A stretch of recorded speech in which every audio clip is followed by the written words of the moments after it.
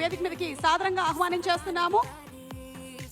And అలాగే the PROs are Vamsi Sekhar వారికి కూడా కంగ్రాచులేషన్స్ తెలియజెప్తున్నాము.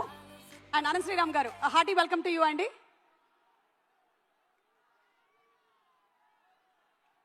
ఉలికి పడి ఊగాల ఉలకైనా నేనురకేస్తే, అదిరిపడి ఆగాల పిడుగైనా నేనడుగేస్తే, తెలుగు సినిమాని చూసి ప్రపంచం మొత్తం ఉలికి పడే రోజు, రామ్ చరణ్ రూపంలో తెర మీద అద్భుతాన్ని చూసి హాలీవుడ్ సైతం అదిరిపడే రోజు ఇంకెంతో దూరంలో లేదు. ఆ రోజు పెద్ది బల్ల గుద్ది రికార్డులు బద్దల కొట్టి మరి నిరూపించుకునే రోజు జూన్ 4, 2026. ఆ రోజు మొదలు మీ జోరు, మీ హుషారు ఎవ్వరు ఆపలేరు అని ఘంటాపదంగా తెలియజేస్తున్నాను.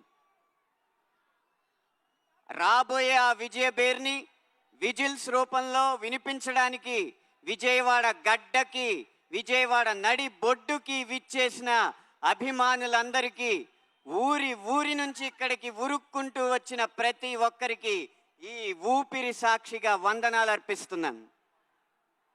నేను రాసిన పాట వేలాది మంది ముందు ఏఆర్ రెహమాన్ గారు ఎలుగెత్తి పాడడం, రామ్ చరణ్ గారు వెండి తెర మీద విరగబడి ఆడడం, నేను రై రై రారా అని పిలిచిన, హల్లల్లల్లో అని పలకరించిన, మస్సా మస్సా అని ఉసిగొలిపిన, ఉత్సాహంగా వచ్చి ఆ పాటలకి మీరంతా నీరాజనాలు పట్టి 100 మిలియన్ల వ్యూలు అందించడం, ఒక పాటల రచయితగా ఇంతకన్నా విజయం, ఇంతకన్నా గొప్ప ఆనందం, ఇంతకు మించిన అదృష్టం ఉండదు, ఉండబోదు అని వినయంగా మీకు తెలియజేసుకుంటున్నాను.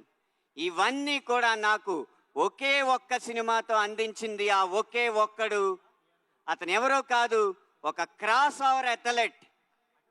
కాగితం మీద కథ రాయడం, తెర మీద ఆ కథని తీయడం అన్న 2 ఆటల్ని ఒకే చోట ఒకే సమయంలో ఆడిన ఆ క్రాస్ ఓవర్ అథ్లెట్ మరెవరో కాదు, ఈ చిత్ర దర్శకుడు బుచ్చిబాబు సానా గారు. ఆయన ఇంటి పేరు నిలబెట్టాలనుకుంటారేమో, అందుకనే మమ్మల్ని అందరినీ అలా సానబడుతూ ఉంటారు, మా మెదళ్ళకి అలా సాన పెడుతూనే ఉంటారు. రేపు 4వ తారీఖున మీరు చూడబోయేది పెద్ది సినిమా మొదటి ఆట కాదు, పెద్దిని గెలిపించడానికి బుచ్చిబాబు గారు చివరి వరకు చేసిన పోరాటం అని నేను ఖచ్చితంగా చెప్పగలను. ఆ క్రాస్ ఓవర్ అథ్లెట్కి ఆట స్థలాన్ని, ఆట వస్తువుల్ని, ఆట జట్టుని అందించి అందరినీ అల్లారు ముద్దుగా చూసుకున్న కిల్లారు సతీష్ గారు, నిర్మాత గారు, వారందరికీ కూడా మనమందరం అభినందనలు తెలియజేయాలి, ధన్యవాదాలు తెలియజేయాలి. ఈ చిత్ర బృందంలో ఎవరి గురించి ఎంత చెప్పినా, ఆ ఒక్కరి గురించి మాత్రం ఏం చెప్పినా తక్కువే.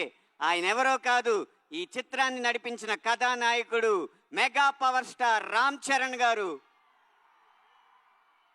గాయాల పాలైన షూటింగ్లో పాల్గొన్న ఆయన అంకిత భావం, మాలలో ఉన్నా సరే మల్ల యోధుడిగా తన శరీరాన్ని మలుచుకున్న ఆయన కష్టం, వాటెనకాలన్న కథలు వింటూ ఉంటే మీకొక్కొక్కరికి రోమాలు నిక్కపొడుచుకోవడం ఖాయం.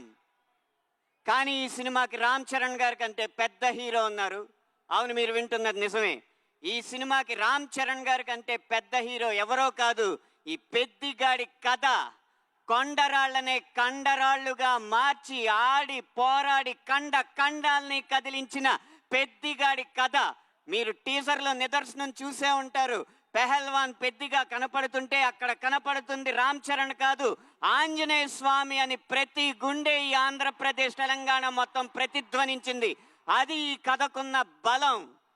ఏదో కొండ కింద ఊరు, 500 గడపలు కూడా ఉండవు.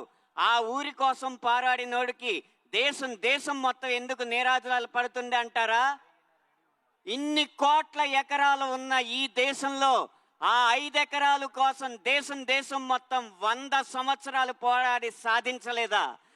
ప్రతి ఊరు ఈ దేశానికి అయోధ్యే. అక్కడ పుట్టిన ప్రతి కొడుకు రాముడే కన్న ఊరి కోసం, కన్న వారి కోసం అతడు చేసే ప్రతి ప్రయత్నం యుద్ధమే.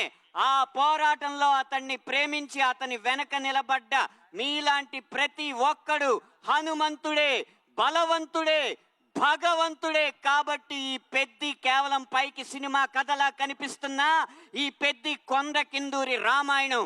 ఆ రామాయణం ఎంత కాలం నిలిచిందో ఈ పెద్ది కథ కూడా కాలాల పాటు నిలిచి సంవత్సరానికి 10 విజయాలు కాకుండా 10 సంవత్సరాలకి ఒకసారి వచ్చే సినిమాగా ఈ పెద్ది నిలిచిపోతుందని బల్లగుద్ది మరీ చెప్తూ, మండే గుండె నీలో లేదంటే కాలు చెయ్యి ఉన్నా లేనట్టే, నీకు నెగ్గే నైజం అర్థం కానట్టే.